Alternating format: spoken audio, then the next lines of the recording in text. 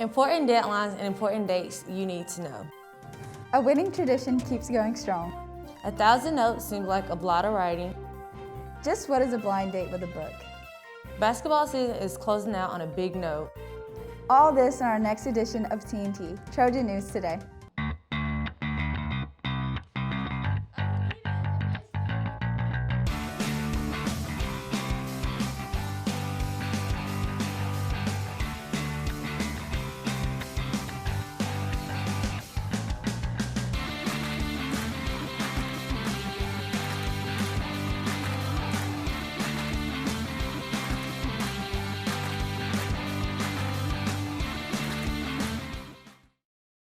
Hello CHS, welcome back to our new edition of TNT Trojan News Today. I'm A. And I'm Gabby. We have a lot of cool, interesting stories that we have been following, so let's get right into the show. First up, as you know, we are quickly heading towards the end of another great year at CHS. And there are some very big deadlines and dates that you need to be aware of. Miss Ingwe in the Career Center has all the information. Hello CHS, my name is Gabriel and I'm reporting for Trojan News. We're about to go interview Miss Ingwe to hear what she has to say about her upcoming events planned for the second semester, and we're hoping that COVID doesn't mess anything up. Today we're here with Ms. Ingwe to ask questions about the upcoming events in CHS. We'll have for seniors a couple more events, a virtual senior interview day that will be here at school. It's going to be March 30th, and that will basically be an interview like through Zoom or through a Google Meets, and it will be actual interviews with people here in the Carrollton area. For underclassmen, just keep thinking, I need to make good grades and make good on my tests, SAT, ACT, because that's what really is going to drive you to be where you want to be when you apply to college. Also, a little later in the semester, we'll have Senior Career Day. It's a career fair. So basically, it's a career fair on April 15th, and it's for jobs like in the Carrollton area. So if someone did not want to continue and go to college after they graduate from high school, these would be job opportunities that they could really work on and see if they could line up. So as soon as they graduate, they would have employment. I'm glad to help you with any of these opportunities, and I'm glad we have a lot coming up, even though we're still, kind of things are a little bit different because of COVID. I'm glad we can do some virtual opportunities, and I'm always here if students need to talk or need advice on anything. Just let me know. Thank you, Miss Ingwe, for letting us know the future events that you have planned for CHS. And we hope COVID doesn't come in and mess anything else up. So, we hope you have a wonderful day. This is Gabriel from Trojan News signing out. Thanks, Miss Ingwe. And CHS, make sure you keep up with all those dates and deadlines. This year is ending quick, and don't fall behind. Before you know it, it'll be graduation and summer break. Recently, the CHS competitive cheer team completed another outstanding season, completed with a state championship victory. TNT caught up with Ms. Sanders, the cheer coach, for all the news. Recently, CHS just completed their competitive cheer season. Trojan News Today caught up with Coach Sanders to hear about the region win and state appearance. Hi, my name is Elizabeth Sanders. I'm the cheerleading coach here at Carrollton High School. It is really, really special that we are region champs. We are on a 9-year winning streak, and as years build and as years go on, that pressure just builds along with it. The girls are ready, making sure they're mentally strong enough to handle the pressure that comes along with being a Carrollton cheerleader and the pressure to stay on top. Quarantine and COVID really have not affected our season too much. The only thing it has truly affected is the different timing of our season. Our season usually ends in November, but it has now gone from last June until now. So our season has been really, really long, but it has also helped us develop relationships so we might not have with each other, and our team is truly a family. We had an amazing group this year, an amazing group of athletes, but also an amazing group of people. We had 12 seniors. The girls were outstanding leaders. They led in the classroom, at cheerleading, on the sidelines, everything. Leading up to the state championship, they truly prepared themselves and their team for anything, and that's what set them apart from others. 2 days prior to the state championship, at our final performance, we had an athlete spraying her ankle really bad to the point where she couldn't walk. and we had to put an alternate in. The alternate never did a full-out routine in that position, so we faced a lot of adversity prior to the girls taking the mat. We didn't really know what was going to happen, and we were just praying for the best. The girls went out there. They knew that in that moment they did their job and they did the very best they could, and that's all that mattered to them. So at the end of the day, we knew we were champions even prior to GHSA making that decision for us. We're excited. I am so excited. The senior class will graduate with 3 state championship rings, and they've contributed to the 9 consecutive region championships that the program currently holds. This is an outstanding group. We will miss them forever, but what they have instilled in our program will last forever in the underclassmen and what comes behind them. So I'm really excited to watch the program continue to get stronger and get better each and every year. Thank you, and go Trojans.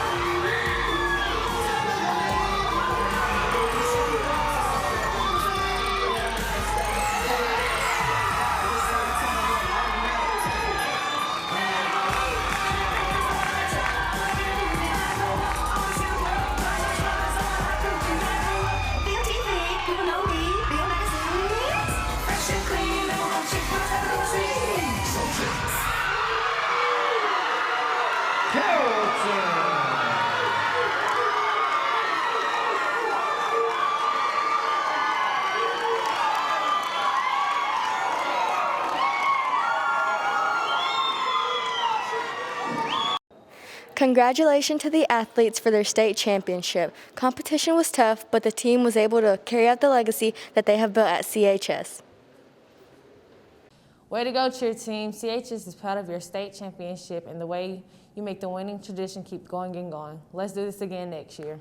How would you like to write 1,000 notes to a group of people? Well, that is exactly what the CHS debate team did last month. Why did they do this? Who are those notes for? TNT has all the answers and a little more. This is Caden from Trojan News, and we're about to interview Mr. Bracknell about the 1,000 note that the students have made at the Tanner Medical Center for the nurses to try to make their day a little bit better. What was the purpose of the 1,000 Notes in Tanner Nurses event? Our debate team has been debating virtually, which means they've been coming to school, staying in rooms, and debating on the computer. Takes away a lot of the competitive ideas like traveling to other schools and to be able to visit other cities and other places.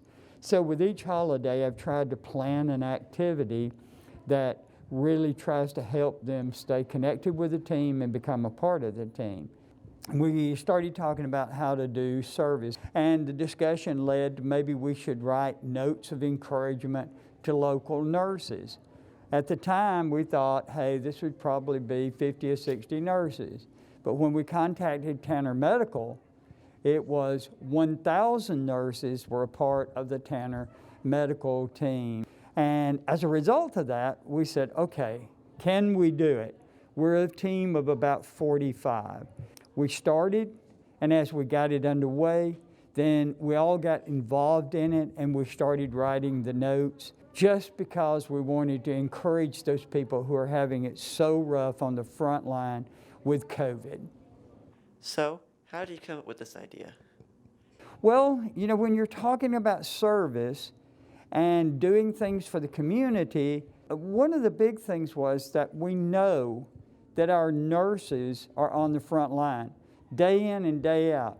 They're having to deal with people who are really, really sick, you know, some of whom have died with diseases. And we realized that perhaps that would be a good place to start, that a note of encouragement could make a big difference in their lives. So it kind of grew from there. And how do you think this fits the debate class as a whole? I think that, number one, that regardless of what you're doing, understanding your community and the world around you is extremely important. So not just a debater, but anybody should understand that when we can do something to make the world better, we should do it. And definitely, we were hoping that these notes would bring a bright moment for the nurses. And I thought that would be a good lesson for the debaters to learn. Lastly, do you think COVID led to this idea? Yes, that would have to be the original answer, because I think had it not been for COVID, maybe things would not have been as rough for the nurses. I know that regardless of a pandemic or the diseases, nurses face a real challenge, because they're the ones that's right there dealing with the patients. So I'm glad we did it. I think it's more important that we did the project, and to get some of the feedback that we're getting from the nurses has been just absolutely awesome. Thank you. Thank you. Happy workers. This is Skylar at Trojan News. Thank you, Mr. Bracknell, for the interview and thinking of those who hard work at Technical Medical Center. And we hope the notes keep the nurses strong during this hard time. Trojan News signing off. A big shout out to the debate team for pulling this task off and making all those nurses feel appreciated. Those frontline workers battling COVID need our support, and we hope the letters was just the prescription needed. Besides, it's always great to be appreciated for dedication and hard work. CHS just wrapped up the blind date with a book event. This yearly event is always a big hit, and this year was no different. Let's take a closer look at this really cool event. It's a wonderful, fun event where we have hundreds of books that have been donated from students, faculty, friends in the community. And basically what they donate is a new or gently used book. And this book is then wrapped up with a cute little ribbon and everything. And what the whole purpose of it is for you to come in and you kind of read a little description about the book, and you decide if that would be something that you would want to read or not, kind of like if you were going on a blind date with somebody and someone kind of told you a little bit about that person, but you didn't know what they looked like, or you didn't really know what they were all about. So that's kind of the whole purpose of calling it a blind date with a book, because you really don't know what the book is. Okay, so this is our 4th year of having the Blind Date with a Book event, and every year this event has just gotten bigger and bigger and better and better. Luckily, the past couple of years, I've had some wonderful IB students. I have 2 this year really spearheading it with me, McKinley and Emma, and they spearhead the whole event where they help me wrap and they help get all the books donated and all the things that we have to have in order to make this event a success. Okay, so the proceeds of the book for this school year, we are doing it we're donating the money to our literacy initiative. So what I really want to do with the money that we raise this year is to buy books that are in Spanish, because we have a Spanish section in here, but it's very small. So this year with COVID, it has made the event a little bit different. So we'll have a limited number of students that come in, and as those students leave, we'll be able to let more students in. Everybody will be wearing a mask. The biggest thing that we're having to do is limit the amount of students that can come and look at a time, because in the past we've had probably 100 kids looking at books, and so this year we'll have to limit it to probably around 25 to 30. We've been very blessed this year with help from the Key Club. They have come in and wrapped a ton of the books, so that was a huge help. They also donated books. And then we've had just people from the school. We've had other students in the IB program that have helped to wrap books and do all the things to get it ready. Thanks CHS for supporting this event. The Blind Date with a Book event is a yearly hit, and this year is no different. The event raised $250 this year. Not bad for a COVID year. Reporting Trojan News Today, I'm Ashley. Thank you, CHS, for supporting the Blind Date with a Book event. CHS is proud to donate the money for a worthy cause. If you missed your date this year, don't worry, you have another chance next year. Finally, basketball is wrapping up this week. The Lady Trojans are playing in the state championship game Friday in Macon. It took a tremendous amount of work to get to the level. Coach Thompson has a few details about this excellent year. The way we're playing right now, I mean, I love our chances against anybody. And we accept and expect any and all challenges. And we look forward to being able to compete against some of the best. You know, as long as we're playing well and playing the way we're capable of playing, I mean, we think we got a great opportunity ahead of us. We feel great. I mean, it very easily could be the other way around, where we're at home watching other people play right now. It's an exciting time. You know, we feel good about our chances. You know, our preparation has been really good. You know, and I go to battle with these girls any day of the week. And you know, with us and the other team and our opponents, and I'm gonna take my girls every time. We have finished the regular season with a 24-1 record, you know, which I consider to be pretty exceptional. Got a real good team this year. A lot of kids with experience who have been on the team for a couple of years and have been through the growing pains to actually be rewarded with being able to have the type of season that they're having right now. Well, regular season is a lot different because you probably don't spend quite as much time preparing for your opponents as you would do in the playoffs. In the playoffs, you have 2-3 days in between the game. Sometimes you have a week in between the games, so you're going to spend a lot more time preparing for your opponents. You know, and probably the biggest reason is that the preparation is different because it's normally a win or lose situation. The season could be over.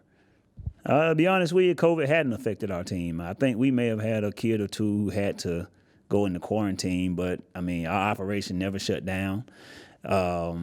So we played every game that was on our schedule, which a lot of teams can't say that, but it's a testament to the kids on my team, you know, pretty much following COVID protocol, you know, being smart, doing the things that they were asked to do as far as wearing a mask, washing their hands, hand sanitizer, social distancing, staying out of people's faces. You know, so they did the things the right way that allowed us to play every game on the schedule.